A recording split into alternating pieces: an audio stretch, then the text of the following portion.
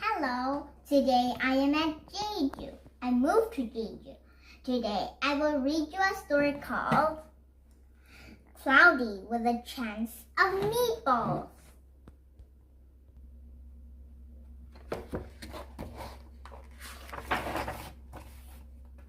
We were all sitting around the big kitchen table. It was Saturday morning. Pancake morning. Mom was squeezing oranges for juice. Henry and I were betting on how many pancakes we each could eat. And Grandpa was doing the flipping. Seconds later, something flew around the air headed toward the kitchen ceiling and landed right on Henry. After we realized that the flying object was only a pancake, we all laughed. Even Grandpa. Breakfast continued quite uneventfully. All the other pancakes landed in the pan, and all of them were eaten, even the one that landed on Henry. That night, touched off by pancake incident at breakfast, Grandpa told us the best tall tale bedtime story he had ever told. Across an ocean, over lots of huge bumpy mountains, across 3 hot deserts and 1 smaller ocean, there lay the tiny town of Swallow.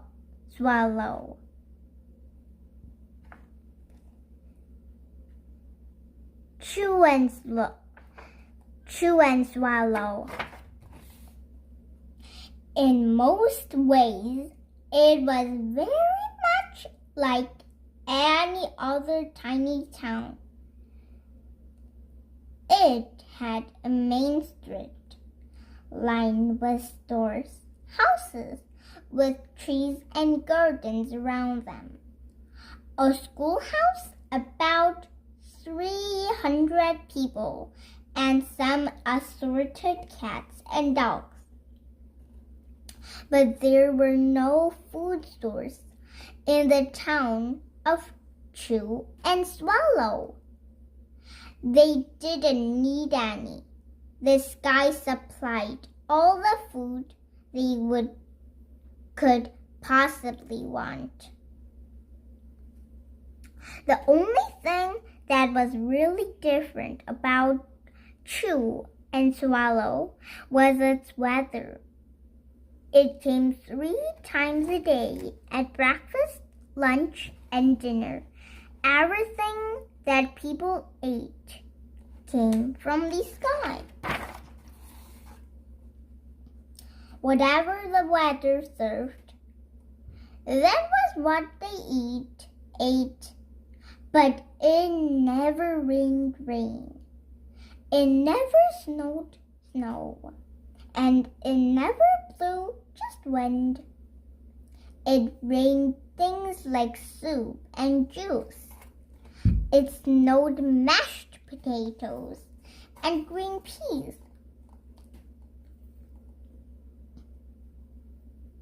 And sometimes the wind blew in storms of hamburgers.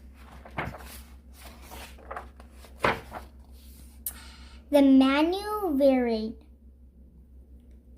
By the time they woke up in the morning, breakfast was coming down. After a brief shower was orange juice. Low clouds of sunny side of eggs moved in, followed by pieces of toast. Butter and jelly sprinkled down for the toast, and most of the time, it rained milk afterward.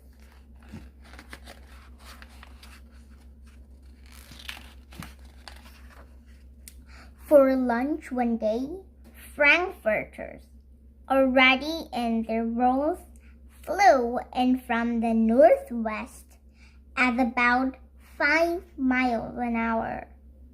There were mustard clouds nearby. Then the wind shifted to the east and brought in baked beans.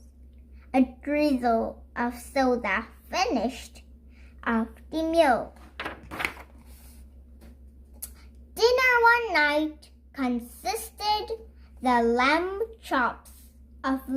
chops, becoming heavy at times, with occasional ketchup. Portions of peas and baked potatoes were followed by gradual clearing, with a wonderful jelly-o setting in the west.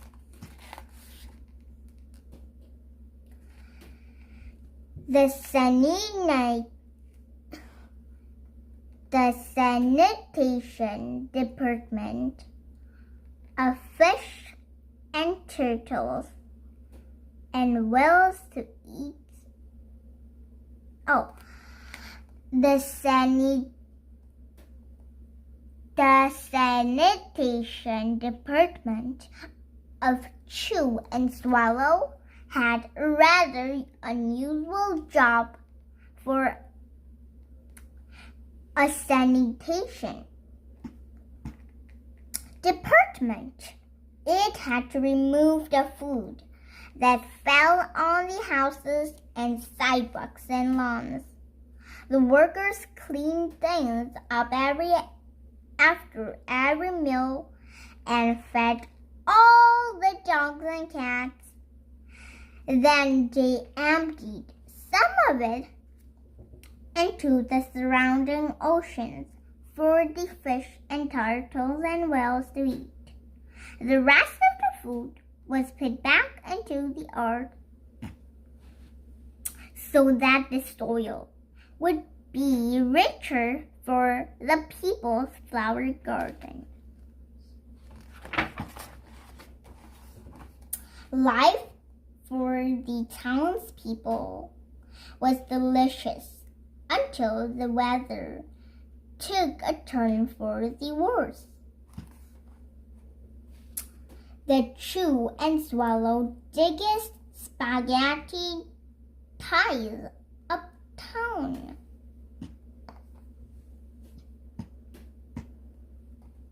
One day there was nothing but gorgonzola cheese all day long. The next day there was only broccoli, all overcooked. And the next day were Brussels sprouts and peanut butter with mayonnaise. Another day, there was a pea soup fog. No one could see where they were going, and they could barely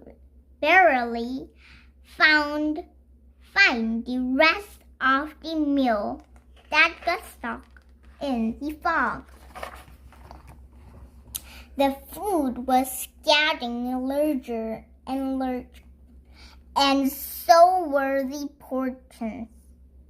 The people were getting frightened.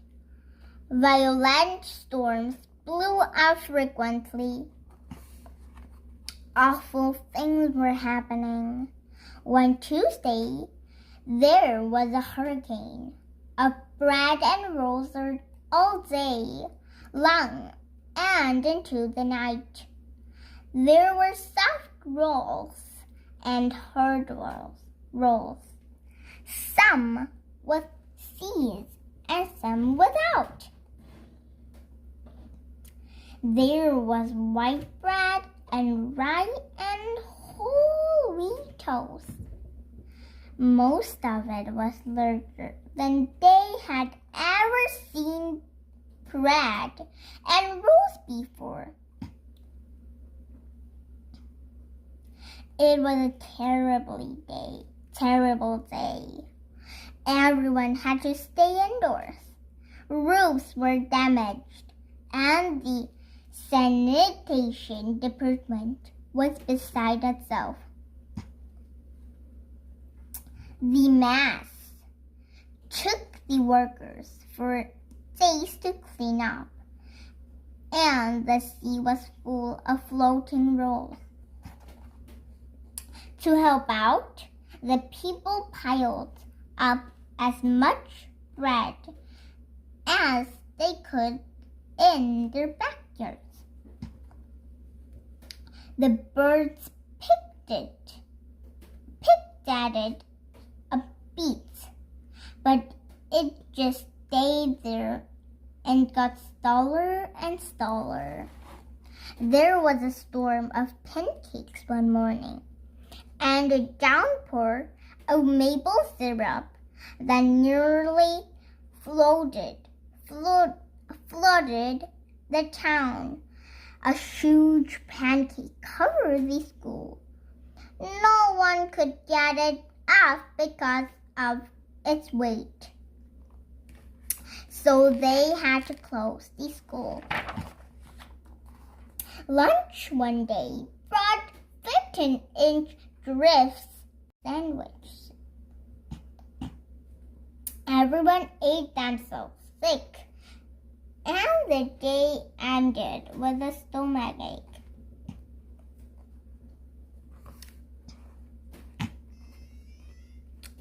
There was an awful salt and pepper wind, accompanied by an even worse tomato tornado.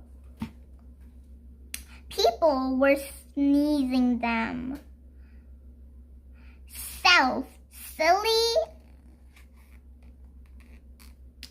People were sneezing themselves silly and running to avoid the tomatoes. The town was a mess. There were seeds and pulp everywhere. The sanitation department gave up. The job was too big. Everyone feared for their lives. They couldn't go outside most of the time. Many houses had been badly damaged by giant meatballs. Stores were boarded up, and there were no more school for the children. Look at this! Giant hamburger. What's this? Ice cream! Oh, look at this. Oh, this is meat. Wow.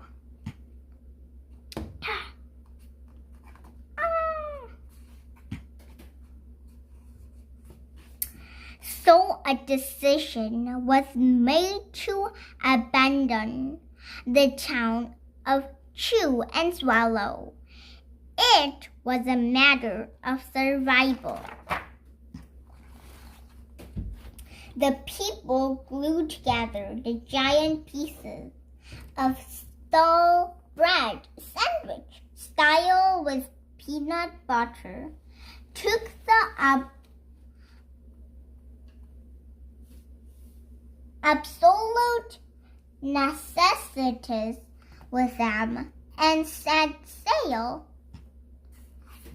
on their rafts for a new land.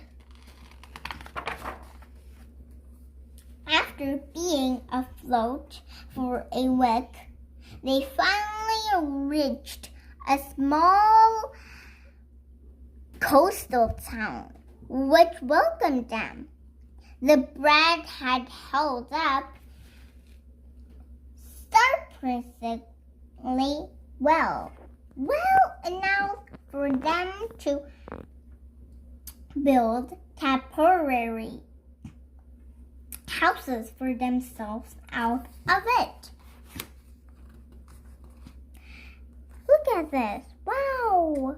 The house is made of food. But I think it's snack, huh? Oh, I thought it was the noodle. Oh, this is bread. This house.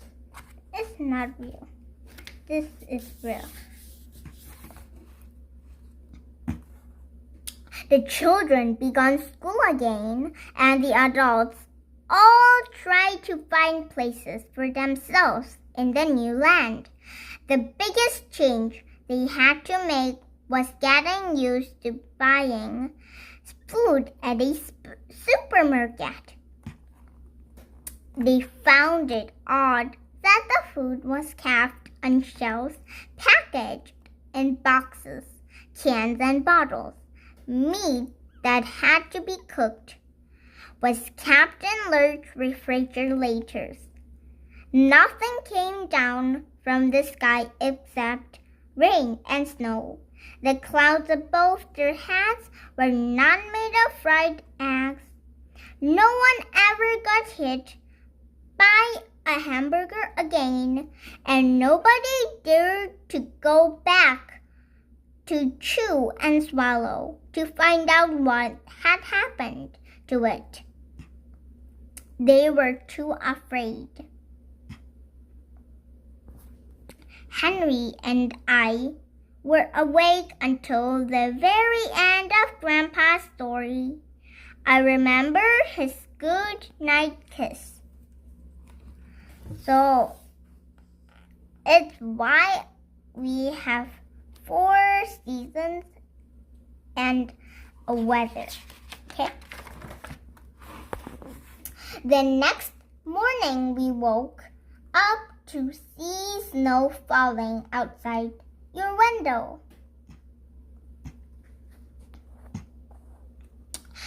We ran downstairs for breakfast and ate it a little faster than usual so we could go sledding with Grandpa. It's funny, but even as we were sliding down the hill, we thought we saw a giant pat of butter at the top. And we could almost smell mashed potatoes. The end. Do you like today's story? Bye-bye.